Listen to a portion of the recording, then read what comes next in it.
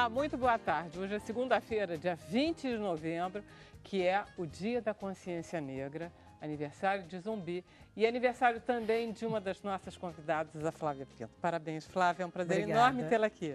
Obrigada. Que lindo dia que você nasceu. Dia de luta. Isso mesmo. Bom, o Sem Censura de hoje é dedicado a esse tema. Estamos com Humberto Adame, que é advogado e ele é presidente da Comissão da Verdade da Escravidão Negra.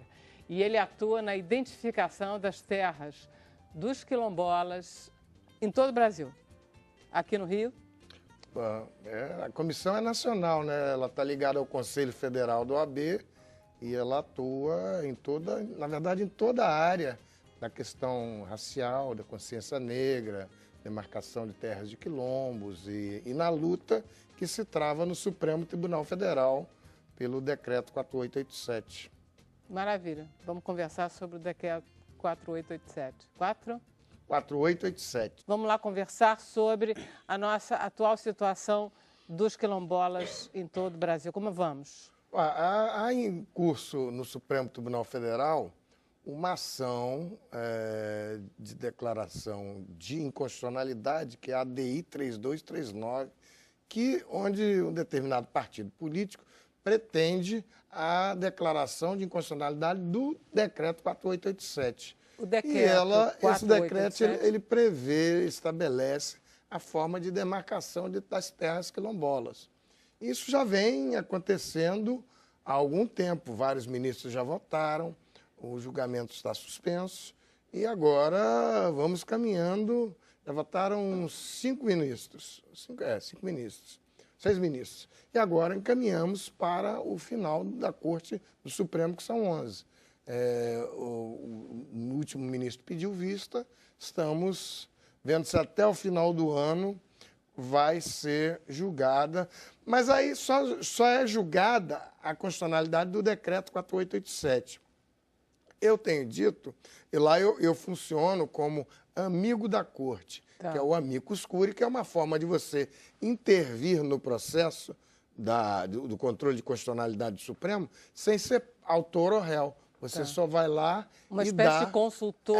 Você dá a sua opinião para o juiz, oferece laudos, oferece a sustentação oral. Mas, de qualquer maneira, você está a favor da constitucionalidade. Exatamente. Só que acho que nós precisamos avançar, porque a política quilombola está parada já há muito tempo nesse debate se o decreto é constitucional ou não. E ela precisa sair do papel. Você vê, tem 5 mil comunidades quilombolas já reconhecidas. Você acha que foi só pretexto 200 entrar com essa arguição de constitucionalidade no Supremo para justamente... Ah, sim, mas isso já tem alguns anos, que já está essa entravada aí. Como eu dizia, tem 5 mil comunidades quilombolas reconhecidas, mas só 200 tituladas, que receberam o título de terra. Quanto tempo vai demorar para as outras 4.800 receberem o título da terra? E isso é um problema, porque as comunidades vão se desfazendo. Está parado. Além do que elas começam a se desfazer também. Elas já vivem lá há muito tempo, mas é que não avança a política quilombola, né? E já não avança há algum tempo. Nos 3 últimos governos, ela está paralisada e tem sido muito lenta a realização dos laudos, o avanço diz que está há quanto tempo? Há anos. E que ainda está no 5º ministro votando, está difícil. Não, a ação é mais de um tempo para cá. A lei, o Decreto 4887 é de 2003. E aí, logo depois, surgiu a arguição de inconstitucionalidade. Mas o que é preciso fazer? Há uma federação nova, que é a Federação Nacional Quilombola, que pretende ajuizar, não se o decreto é constitucional ou não, mas tirar artigos da Constituição e fazer eles acontecerem. Né? Não só julgar a constitucionalidade, é constitucional ou não é constitucional, mas fazer avançar essa política quilombola que está paralisada. Você acha que toda essa questão em relação ao trabalho escravo, isso também mexe um pouco com o movimento negro? É um outro mundo. O trabalho escravo é da questão da escravidão contemporânea, que necessariamente não está ligada à questão negra. Você tem escravos contemporâneos, bolivianos, o chinês da padaria. É um mundo onde se lida com o Ministério Público do Trabalho e a auditoria do Ministério do Trabalho e também há uma coisa muito interessante que é a Fazenda Brasil Verde. É uma sentença da Corte Interamericana que chegou a conhecimento aí o ano passado e nós estamos dentro da Conferência Nacional do Advogado, no final de novembro, também vai ter um evento só para tratar dessa Fazenda Brasil Verde, que é uma condenação da Corte Interamericana do Estado brasileiro por conta do trabalho escravo contemporâneo. É a coisa mais recente que tem, Fazenda Brasil Verde no Pará. O Estado brasileiro foi condenado por não respeitar tratados internacionais e as leis que são aplicáveis à espécie. Esse é o mundo, que é o mundo do trabalho escravo contemporâneo. E ainda tem a parte da reparação da escravidão negra, que é a escravidão pré-abolição, que é o que lida a Comissão da Verdade. A Comissão da Verdade da Escravidão Negra, ela liga de que forma com essa história da reparação? Ela lida exatamente, que é mergulhar no passado e buscar a história do Brasil que foi apagada nesse tempo de escravidão. Então, você veja, nós conseguimos já... Não é que ela tenha descoberto. Muitas vezes os fatos já estavam descobertos nos departamentos de história, mas só poucas pessoas sabiam. Como, por exemplo, o Quilombo do Campo Grande, que ia um quilombo maior do que o de Zumbi dos Palmares, que ia de Minas Gerais até São Paulo. E em 1742, um bandeirante, Domingos Jorge Velho, foi contratado para liquidar a população quilombola. E ele fez isso e recebeu 83 quilos de ouro. Como é que sabe? Pelo recibo. E para apresentar a prova do trabalho que ele tinha que fazer, que era liquidar os quilombolas, ele levou as cabeças cortadas ou os pares de orelhas dos quilombolas. Ele apresentou 3.900 pares de cabeças cortadas ou pares de orelhas.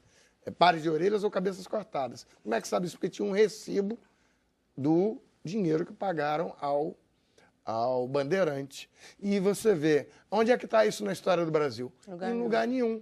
Quer dizer, mas tem vários episódios. A OAB do Piauí, recentemente, descobriu, ela já sabia, porque tinha uma carta de uma africana escravizada, Esperança Garcia, que em 1770 escreveu uma carta reclamando da tortura que ela, os familiares, todos da região, sofriam lá. E aí, primeiro, uma africana escravizada escrever em 1770 já era um fato inédito. E aí essa carta depois foi achada pelo historiador baiano Luiz Motti. Ele viu lá no arquivo de Teresina, tirou a fotografia. E aí a OAB do Piauí, recentemente, transformou essa africana escravizada em primeira advogada do Piauí, porque a forma como ela escreveu a carta correspondia às ordenações, obedecia às ordenações filipinas, que era o que eu chamo de uma espécie de código de processo civil da época. Então, ela obedeceu às regras de fazer uma petição.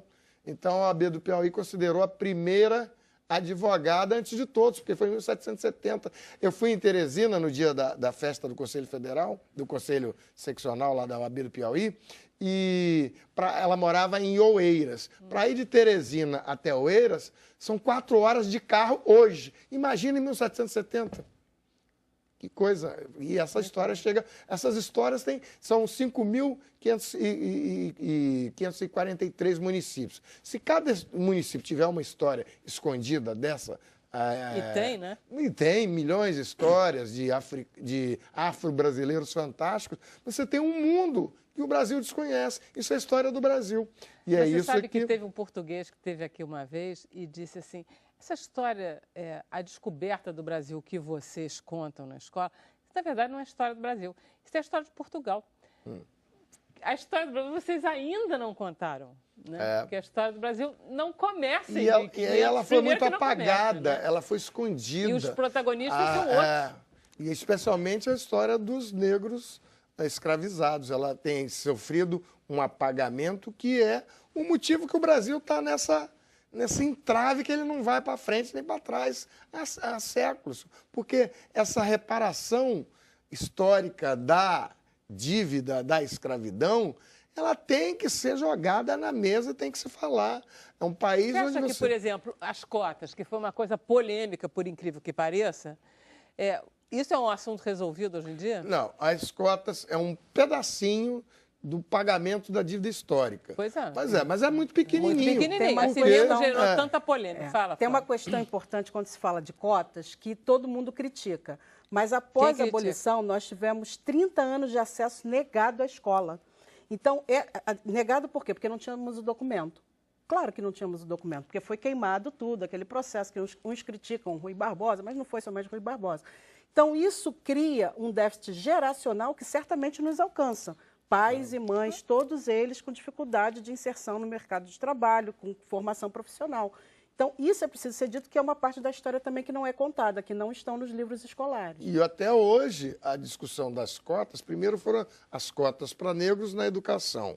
15 anos discutindo quem é negro no Brasil, vocês vão importar o ódio racial norte-americano, quem vai contratar um cotista da universidade? Os cotistas formaram, são em todos os lugares aí, brilhando. Tem cotista hoje fazendo doutorado. Inclusive com excelente desenvolvimento acadêmico. E aquelas pessoas que diziam que não ia dar certo, não voltaram para dizer que não ia dar certo. Sumiram no retrovisor.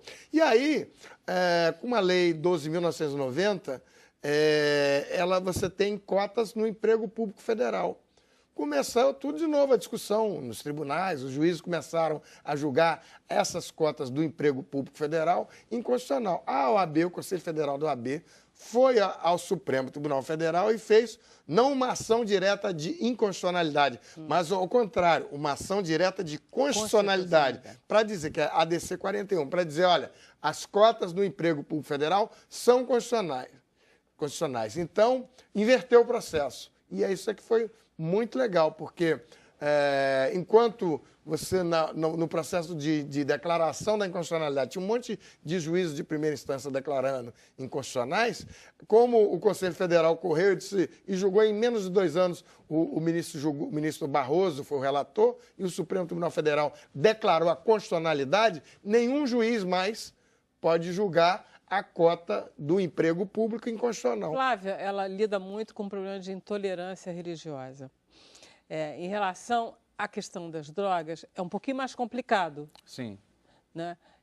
Em que sentido junta com intolerância? Para ficar... o movimento de vocês ficar muito claro, entendeu? Sim, eu acho que a intolerância ela se une a esse debate de drogas quando a gente olha para as drogas por uma questão da justiça e não pelo viés da saúde. Então, você criminaliza... Na verdade, a guerra às drogas ela tem um recorte racial, social. Ela não atinge todas as pessoas. As pessoas estão sendo atingidas, elas têm cor, elas têm classe social. Elas são jovens e elas são jovens, negras, de periferia, de favelas. E tem um recorte também do falso moralismo que vigora na sociedade brasileira, porque você vai à farmácia e compra um remédio que você dorme 2, 3 dias e você faz isso tranquilamente. No entanto, as drogas, a gente tem uma resistência a trazer a comercialização legal mesmo, porque foi o que foi dito outro dia na OAB. Para o traficante de drogas ser traficante, ele tem que, no mínimo, falar 12 línguas, né? Porque o Brasil não é produtor de armas, o Brasil não é produtor da grande quantidade de drogas que está por aqui, e a população mais atingida é a nossa população, a população indígena, a população afrodescendente, mais pobre, mais vulnerável. E no caso do Rio, a gente entende que o tráfico nas favelas é apenas o varejo. Sim. Então, na verdade, os verdadeiros traficantes eles não estão na favela, mas ao mesmo tempo é a favela que sofre os maiores impactos. Quer dizer, o local da droga é a favela, e, na verdade, o que está acontecendo, a guerra aos traficantes, ela está centrada na favela. Então, falando em favela, eu faço parte, eu sou advogado-geral do Frente Favela Brasil, um partido que está em formação, que exatamente visa juntar pessoas desconhecidas que estão em todas as favelas do Brasil. Isso vem em andamento, a formação desse partido, e ele já pediu o registro no Tribunal Superior Eleitoral e já vem andando aí. Já fez, inclusive, um habeas corpus coletivo contra aquele mandado de busca que foi deferido para a favela do Jacarezinho, em aberto, sem definir quem era a pessoa objeto de busca pela polícia. Como você disse, tem uma ordem para entrar em qualquer lugar lá. E a gente está chegando no Supremo Tribunal Federal com esse habeas corpus coletivo aí. A situação atual dos centros de religião afro, elas continuam a mesma? Elas continuam sendo tão invadidas, perseguidas, alvo de intolerância, como está acontecendo de uns 10 anos para cá? Nesse momento está mais grave. Está mais grave? Está mais grave porque houve um posicionamento público, né, de determinada facção que tem a ver com a coisa dos presídios. Que tem a ver com a evangelização do tráfico. Aqui no Rio, sobretudo. Não, isso na verdade já está se espalhando pelo Brasil. Eu acabei de voltar a Belém, Natal e Aracaju e já tem episódios acontecendo lá também. Está bem recente que eu voltei de lá. Invasão de terreiros. Porque aquele negócio, parte do presídio a ordem de... Não, isso é questionável. Pois é. Esse é um debate bem delicado.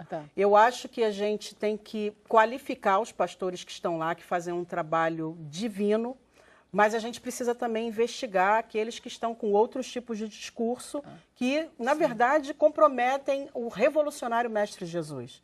Que não tem nada na biografia de Jesus que se pareça com a intolerância, com o preconceito, com o racismo, com a homofobia, não tem nada. Então, é o ser humano utilizando a fala religiosa para disseminar ódio. E é por isso que eu falo que se parece com o embrião do Estado Islâmico no Brasil.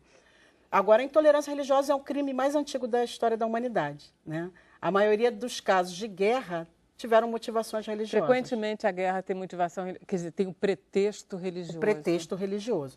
Então, ele é um crime antigo. Porém, no Brasil, só recentemente, de 40 anos para cá, daquele episódio conhecido como Chute da Santa, né, que o Brasil começou a enfrentar. Dá um salto, depois o apedrejamento da menina Kailane, e agora a invasão dos terreiros, a depreciação, né, a quebra dos terreiros mesmo. Nova Iguaçu. Eu fui em Duque de Caxias, o terreiro incendiado. Exatamente. Inclusive, nós tivemos agora o CONIC, que é um órgão evangélico, está doando 11 mil reais para a reconstrução do terreiro da Mãe Conceição de Lissá. E também igrejas católicas em Minas Gerais também foram apedrejadas e as imagens foram quebradas. Mas o público-alvo mesmo...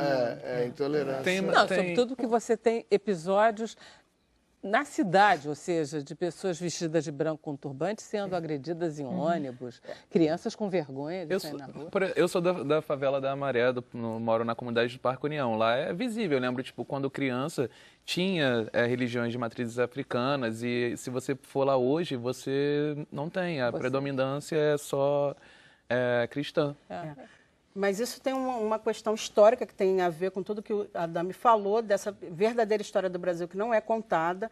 Nós estaremos lançando ainda esse ano, inclusive a OAB também faz parte de uma cartilha sobre liberdade religiosa, que conta um pouquinho da história das religiões, mas é cartilha, é bem para a população que não tem grandes níveis de estudo, para ela poder entender que a gente desconstrói essa ideia de que o mundo não tem 2017 anos, que o Brasil não tem 517 anos, o Brasil não foi descoberto, como você bem lembrou, ele foi invadido, que existem povos, como os indígenas, que têm 11 mil anos, segundo os laudos arqueológicos, os povos iorubás têm entre 13 mil a 143 mil anos.